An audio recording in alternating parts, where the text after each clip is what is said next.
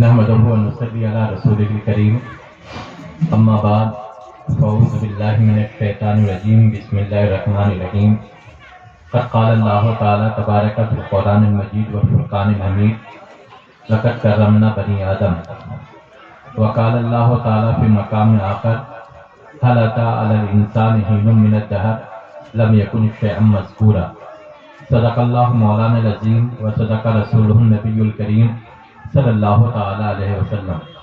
آئے سب سے پہلے نبی پاک صلی اللہ تعالیٰ علیہ وسلم کی بارگاہ میں نذران درود پیش کرنے کی سعادت حاصل کریں۔ اللہم صلی علی سیدنا شفیعنا مولانا محمد بارک وسلم صلو علیہ صلاۃ و سلام علیک یا رسول اللہ صلی اللہ تعالیٰ علیہ وسلم۔ عزیزان گرامی، میں نے جو آیت پاک تلاوت کی ہے، اس آیت پاک میں اللہ تبارک و تعالیٰ ارشاد فرما رہا ہے کہ میں نے انسان کو عزت دی ہے، میں نے انسان کو رتبہ دیا ہے۔ لقد کرمنا بنی آدم، ہم نے انسان کو مقام عطا کیا ہے۔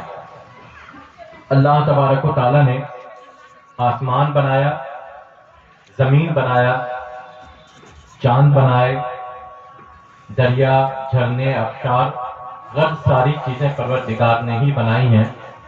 اور جن چیزوں کو اللہ تعالیٰ نے بنایا ویسی چیز کوئی بھی نہیں بنا سکتا۔ لن یخلق ذبابا، ایک مکھی تک نہیں پیدا کر سکتے۔ اور اللہ نے جتنی چیزیں پیدا کی ہیں ان تمام چیزوں میں سب سے زیادہ انوکھی، سب سے زیادہ قابل احترام اور سب سے زیادہ عزت والی مخلوق اگر پیدا کی ہے تو وہ انسان ہے۔ انسان سے زیادہ افضل، انسان سے زیادہ معزز، انسان سے زیادہ مکرم اللہ نے کسی اور مخلوق کو نہیں بنایا۔ آپ دیکھیں گے شیر ہے، شیر سر جھکا کر کے کھانا کھاتا ہے۔ بکری ہے، گائے ہے، یہ سر جھکا کر کے کھانا کھاتی ہے۔ پرندے ہیں، یہ سر جھکا کر کے کھانا کھاتے ہیں۔ لیکن ایک انسان ہے کہ انسان کے اگل بغل اللہ نے دو ہاتھ رکھے ہیں اور کہا ہے کہ اپنے ہاتھ کو استعمال کر کے کھانا کھاؤ، تمہیں سر جھکا کر کے کھانے کی ضرورت نہیں ہے۔ یہ اللہ نے انسان کی عزت کا خیال فرمایا۔ اسی طریقے سے آپ دیکھیں گے اللہ تبارک و تعالیٰ نے فرشتے کو پیدا کیا، جنات کو پیدا کیا۔ فرشتے کو پیدا کیا تو نور سے پیدا کیا، جنات کو پیدا کیا تو آگ سے پیدا کیا۔ لیکن انسان ہے، انسان کو اللہ نے آگ سے، ہوا سے، پانی سے، مٹی سے، چار چیزوں سے بنایا۔ تو مٹیریل کے اعتبار سے اور مواد کے اعتبار سے اگر دیکھیں گے تو اللہ تبارک و تعالیٰ نے دیگر مخلوق پر انسان کو ترجیح دی، عزت دیا، عظمت دیا۔ اسی طریقے سے اللہ تبارک و تعالیٰ نے تمام چیزوں کو، چاند ہے، سورج ہے، جتنی چیزیں ہیں اللہ تبارک و تعالیٰ نے انسان کے لیے بنایا ہے۔ یہ تمام چیزیں انسان کی ضرورت کو پوری کر رہی ہیں۔ ہوا ہے، انسان کو ٹھنڈک دے رہی ہے، سانس دے رہی ہے۔ سورج ہے، یہ انسان کو روشنی دے رہا ہے۔ چاند ہے، یہ انسان کو روشنی دے رہا ہے۔ جانور ہیں، یہ انسان کو گوشت اور دودھ دے رہے ہیں۔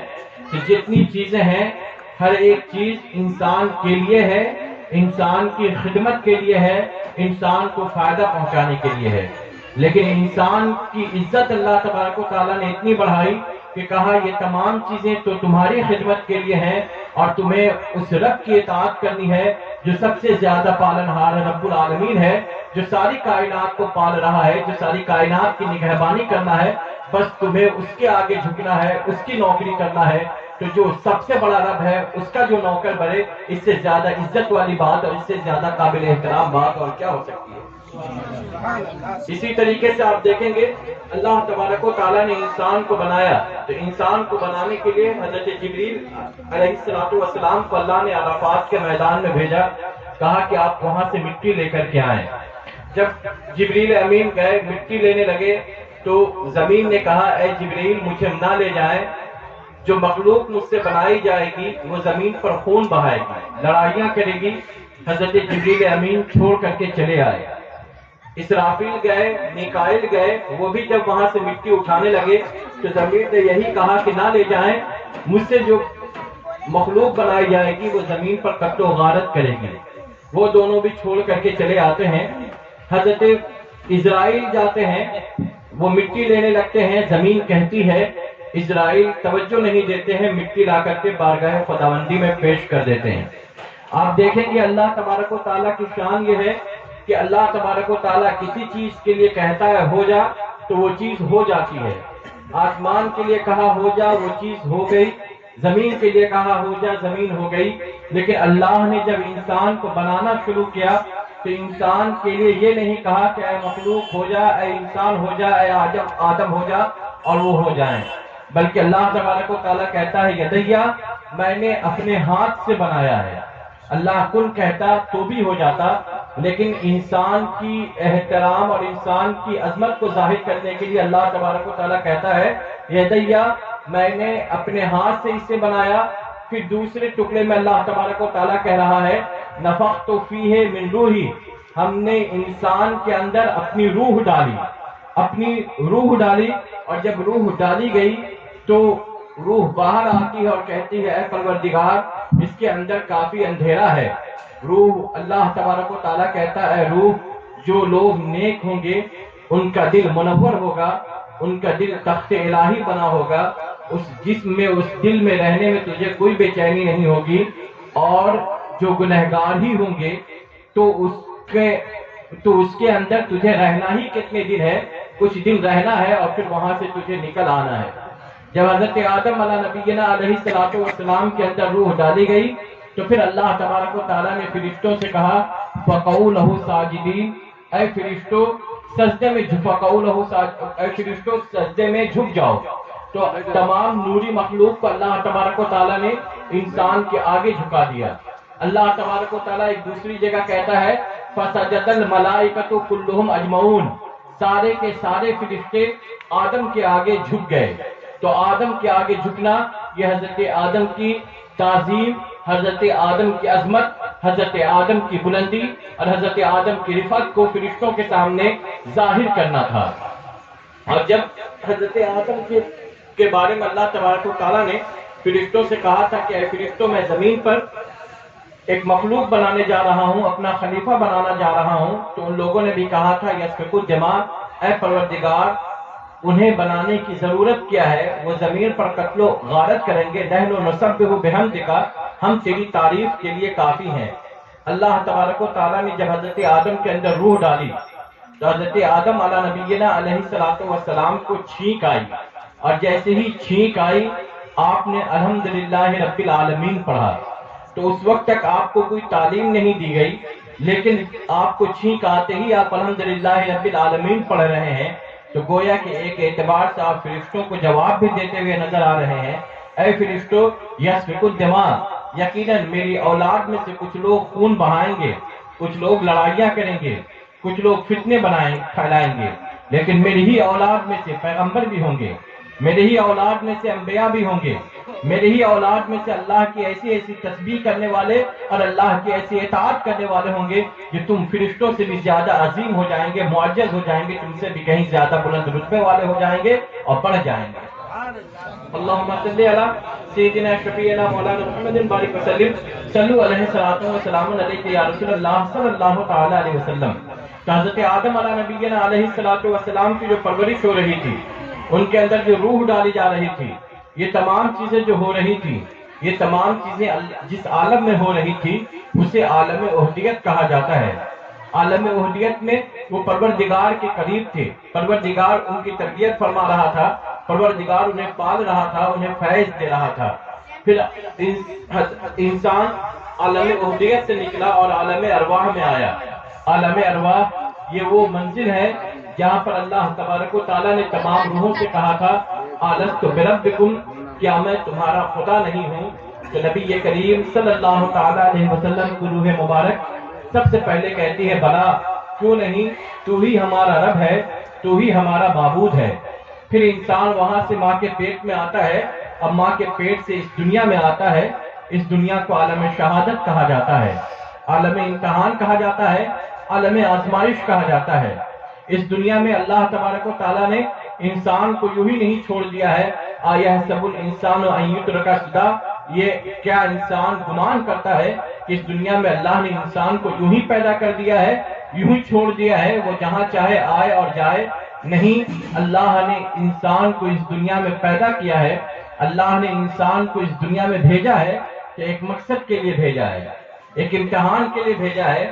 اللہ نے اس دنیا میں انسان کو ذمہ داریاں دی ہیں، آزمائش کیے ہیں، انسانوں کو اس دنیا میں زندگی گزارنے کے لیے کہا ہے، شادی کرنے کے لیے کہا ہے، بچوں کی اچھی تربیت کرنے کے لیے کہا ہے، ماں باپ کی خدمت کرنے کے لیے کہا ہے، بھائیوں کے حقوق کو ادا کرنے کے لیے کہا ہے، رشتہ داروں کے ساتھ بہتر معاملات کرنے کے لیے کہا ہے، سماج میں نیک اور پرسکون بن کر کے رہنے کے لیے کہا گیا ہے۔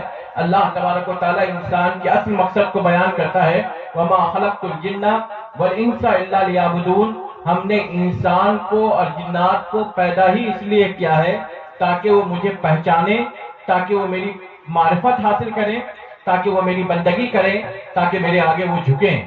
اور پھر اللہ تبارک و تعالیٰ کہتا ہے جو انسان میری بندگی کرتا ہے، جو انسان میرے راستے پر چلتا ہے، جو انسان گناہوں سے بچتا ہے، جو انسان غلط کام سے بچتا ہے، ہر کام میں میری مرضی کو ڈھونڈتا ہے، میرے محبوب محمد مصطفیٰ صلی اللہ تعالیٰ علیہ وسلم کی اداؤں کو اپناتا ہے، تو جو انسان اس راستے پر چلتا رہتا ہے، ادعونی استجب لکم، ویسا آدمی جب کچھ کہتا ہے، ویسا آدمی جب کچھ بولتا ہے تو پروردگار کہتا ہے کہ میں اس کی بات کو اور اس کی بولیوں کو قبول کرتا ہوں، سنتا ہوں۔ پروردگار ایسا انسان جو اللہ تبارک و تعالیٰ کے دیے ہوئے اصول اور ضابطے کے مطابق زندگی گزارتا ہے تو اللہ تبارک و تعالیٰ اس دنیا میں بھی اس کے ویلیو کو بڑھاتا ہے، اسے بے وزن اور بے وقت نہیں کرتا ہے۔ ویسا انسان جو کہتا ہے، ویسا انسان جو بولتا ہے، ویسا انسان جو فریاد کرتا ہے، ویسا انسان جو اللہ تبارک و تعالیٰ کی بارگاہ میں جو عرض کرتا ہے، پروردگار اسے فوراً قبول کرتا ہے، سنتا ہے، اس کی زبان کو کبھی خالی نہیں جانے دیتا ہے۔ دہلی سے لوگ نماز جنازہ لے کر کے گئے تھے، جب نماز جنازہ لے کر کے گئے تو جنازہ گاہ میں کوئی امام موجود نہیں ہے، وہ لوگ پریشان ہوتے ہیں کہ آخر کون نماز پڑھائے گا، تو دیکھتے ہیں کہ ایک مولوی نما شخص آ رہا ہے، تو وہ لوگ انہیں ضد کر کے نماز کے لیے آگے کر دیتے ہیں۔ اور جب آپ نماز پڑھانا شروع کرتے ہیں تو آپ کہتے ہیں جلّہ ثنا ہوگا، تو جلّہ ثنا ہوگا کو آپ بار بار پڑھتے ہیں، تو غیب سے آپ کے پاس آواز آتی ہے، اے میرے بندے آپ اسے بار بار کیوں پڑھ رہے ہو؟ تو وہ کہتے ہیں پروردگار میرے آگے جو مردہ لیٹا ہے یہ دوزخی ہے، اسے جہنم کی آگ میں جلنا ہے، تیری تعریف کی جائے، تیری عظمت بیان کی جائے، تیری رحمت کا ذکر کیا جائے، اس کے باوجود بھی آدمی کو جہنم کے آگ ہی میں جلنا پڑے تو تیری تعریف کا کیا فائدہ؟ پروردگار کہتا ہے جاؤ میں نے اس مردے کو بخش دیا۔ پھر آپ آگے بڑھتے ہیں، دعا ہے، دعا میں اللہم اغفر لحینا و میتنا ہے، تو آپ اللہم اغفر لحینا کو بار بار پڑھ رہے ہیں۔ پروردگار کہتا ہے میرے بندے ہم نے مردے کو تو بخش دیا، پھر آپ بار بار اللہم اغفر لحینا کیوں پڑھ رہے ہو؟ تو وہ کہتے ہیں پروردگار میرے پیچھے جو 200 لوگ نماز جنازہ پڑھ رہے ہیں یہ 200 لوگ گنہگار ہیں، یہ کہا جائے اے اللہ ہمارے زندے کو بخش دے، اس کے بعد بھی گنہگار ہی لوگ رہیں تو پھر تیری بارگاہ میں عرض کرنے کا کیا فائدہ؟ پروردگار کہتا ہے جاؤ ہم نے ان 200 لوگوں کو صرف بخشا ہی نہیں بلکہ اپنا دوست، اپنا ولی اور اپنا محبوب بھی بنا دیا۔ آپ سلام پھیرتے ہیں، سلام پھیرنے کے بعد ان لوگوں کی طرح مخاطب ہوتے ہیں اور کہتے ہیں تم لوگ جانتے ہو میں کون ہوں؟ وہ کہتے ہیں میں مجدد الف ثانی کا پیر باقی باللہ ہوں۔ تو حضرت باقی باللہ کہہ رہے ہیں اے اللہ مردے کو بخش دے، اللہ مردے کو بخش رہا ہے۔ وہ کہہ رہے ہیں اے اللہ زندے کو بخش دے، اللہ زندے کو بخش رہا ہے۔ تو حضرت باقی باللہ کے اندر جو یہ کمال پیدا ہوا تھا اسی لیے ہوا تھا کہ وہ اس دنیا میں آئے، اس دنیا میں آنے کے بعد ایک انسان کو اس دنیا میں جس طریقے سے زندگی گزارنی چاہیے وہ اسی طریقے سے زندگی گزار رہے تھے۔ اس دنیا میں آنے کے بعد اللہ تبارک و تعالیٰ نے آدمی کو جس راستے پر چلنے کے لیے کہا ہے وہ اسی راستے پر چلنے والے تھے، اس راستے کے پابند تھے۔ وہ اللہ تبارک و تعالیٰ نے نبی پاک صلی اللہ تعالیٰ علیہ وسلم کی زندگی کو انسانوں کے لیے نمونہ بنایا ہے۔ وہ نبی پاک صلی اللہ تعالیٰ علیہ وسلم کی زندگی میں ڈھل چکے تھے، وہ نبی پاک صلی اللہ تعالیٰ علیہ وسلم کی عطاؤں میں کھو چکے تھے، وہ نبی پاک صلی اللہ تعالیٰ علیہ وسلم کی کسی بات کو اٹھانے والے نہیں تھے، وہ نبی پاک صلی اللہ تعالیٰ علیہ وسلم کی ایک ایک باتوں کے پابند تھے۔ اور جب ان لوگوں نے اپنی ساری زندگی اللہ اور اللہ کے رسول کے دیے ہوئے اصول، ضابطے، قانون کے مطابق گزارا تو اللہ تبارک و تعالیٰ نے ان کی عزت بڑھائی، ان کے رتبے کو بڑھایا، ان کے زبان میں کمال پیدا کیا، ان کے زبان میں تاثیر پیدا کر دی۔ پھر اللہ تبارک و تعالیٰ کہتا ہے فَاذْكُرُونِي أَذْكُرْكُمْ، تم مجھے میرا فَاذْكُرُونِی آرڈر دے رہا ہے خدا، مجھے یاد کرو، میری بات کرو، میرا چرچا کرو۔ پھر خدا کہتا ہے جب تم ایسا کرو گے اذکرکم، تو میں تمہاری بات کروں گا، تمہارا ذکر کروں گا۔ انسان جب خداوند قدوس کے مرضی کے مطابق زندگی گزارتا رہتا ہے تو پروردگار جبریل امین سے آسمان پر اعلان کرتا ہے کہ اے جبریل آپ اعلان کر دیں کہ خدا فلاں کو چاہتا ہے، اے فرشتوں تم بھی چاہو۔ فرشتے چاہنے لگتے ہیں، پھر اس کی برکت یہ ہوتی ہے کہ اس کی محبت اللہ تبارک و تعالیٰ زمین کے لوگوں میں ڈال دیتا ہے، پھر زمین کے لوگ بھی اس سے محبت کرنے لگتے ہیں، اور پھر وہ انسان کے بدن سے ایک وقت روح نکل جاتی ہے اور اسے قبر میں ڈال دیا جاتا ہے۔ تو انسان عالم شہادت سے نکلتا ہے، قبر میں جاتا ہے، قبر کو عالم برزخ کہا جاتا ہے۔ قبر میں انسان جب جاتا ہے، جو نیک لوگ ہوتے ہیں، فرشتے ان سے کہتے ہیں نم کنومت العروس، اے شخص سو جا جیسے دلہن سوتی ہے۔ آپ اندازہ کریں دلہن کہیں کی بھی ہو، کوئی بھی دلہن سوتی نہیں ہے، وہ اگر سوئی ہوئی لگ رہی ہے تو حقیقت میں سوئی ہوئی لگ رہی ہے، وہ سو ہی نہیں سکتی، اسے کسی کے آمد کا انتظار ہوتا ہے۔ تو فرشتے کی زبان سے، پروردگار نبی پاک کی زبان سے اللہ تبارک و تعالیٰ نے کہلوایا کہ فرشتے کہتے ہیں سو جاؤ جیسے دلہن سوتی ہے۔ اس کا مطلب یہی ہے وہ جب قبر میں جاتے ہیں تو دیدار مصطفیٰ کا انہیں انتظار ہوتا ہے۔ جب وہ قبر میں جاتے ہیں تو اللہ تبارک و تعالیٰ کی مہربانیوں اور اللہ تبارک و تعالیٰ کی رحمتوں اور اللہ تبارک و تعالیٰ کی نوازشات کا انتظار ہوتا ہے۔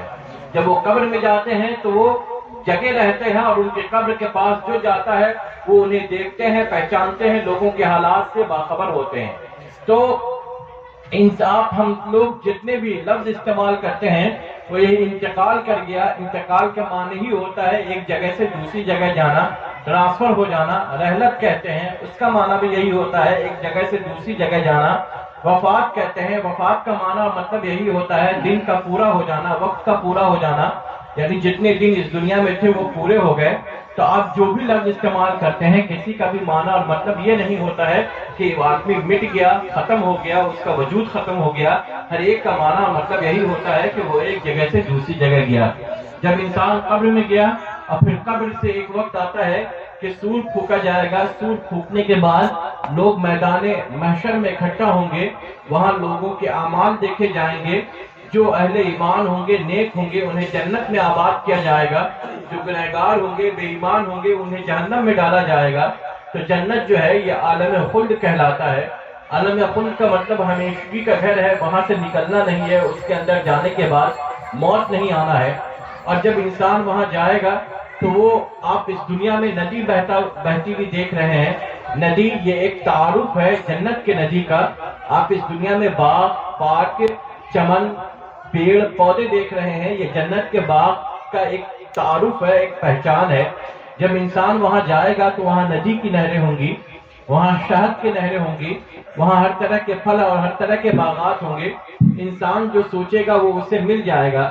تو آپ غور کریں وہ ویسا گھر ہوگا، یقیناً جنت جیسا گھر ہے ویسا انسان تصور کر ہی نہیں سکتا ہے۔ لیکن اس دنیا میں قوم موسیٰ کو اللہ تبارک و تعالیٰ جنت سے من و سلوہ دے رہا تھا، تو وہ کھاتے کھاتے حضرت موسیٰ سے کہتے ہیں کہ آپ دعا کیجئے کہ اللہ تبارک و تعالیٰ ہمیں دال اور پیاز دے۔ تو ایک جنت کا کھانا انسان کھاتے کھاتے اکتا سا گیا، شاید جنتی بھی جنت میں رہتے رہتے اکتا سا جاتے۔ اللہ تبارک و تعالیٰ نے یہ اہتمام فرمایا، ہر جمعہ کے دن تخت لگائے جائیں گے، سارے جنتی ایک میدان میں بیٹھیں گے، اس میدان میں ایک ہلکا سا پردہ ہوگا، وہ پردہ ہوتے ہوئے بھی پردہ نہیں ہوگا، پروردگار تجلی فرمائے گا اور سارے کے سارے جنتی پروردگار کا دیدار کر رہے ہوں گے۔ تو وہ دیدار اتنا انوکھا ہوگا، وہ دیدار اتنا پرلطف ہوگا، وہ دیدار اتنا پرکیف ہوگا کہ انسان اللہ تبارک و تعالیٰ کے انوار اور اللہ تبارک و تعالیٰ کی تجلی، اللہ تبارک و تعالیٰ کے فیضان اور اللہ تبارک و تعالیٰ کی روشنی میں اتنا ڈوب جائے گا کہ پھر اسے کسی چیز کا ہوش ہی نہیں رہے گا۔